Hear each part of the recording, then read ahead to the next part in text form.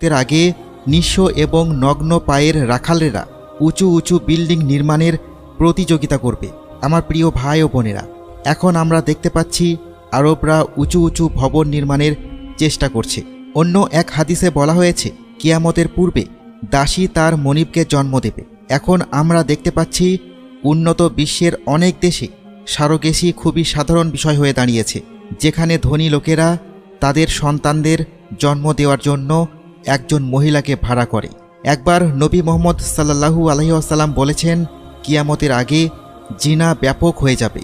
কিছু মুসলিম দেশসহ বিশ্বের অনেক দেশগুলোতে জিনা ভাইরাসের মতো ছড়িয়ে পড়ছে। আস্তাগফিরুল্লাহ। আমার প্রিয় ভাই ও বোনেরা, আমাদের অবশ্যই এই ভাইরাস থেকে নিজেদের রক্ষা করতে হবে।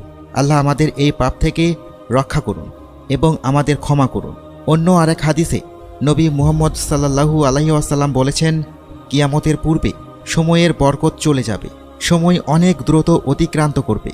এখন আপনি অনুভব করতে পারেন যে আমাদের চারপাশের সবাই অভিযোগ করছে যে সময় কিভাবে দ্রুত চলে যায়। মনে হচ্ছে একটা বছর পার হচ্ছে এক মাসের মতো, একটা মাস এক সপ্তাহের মতো চলে যায়।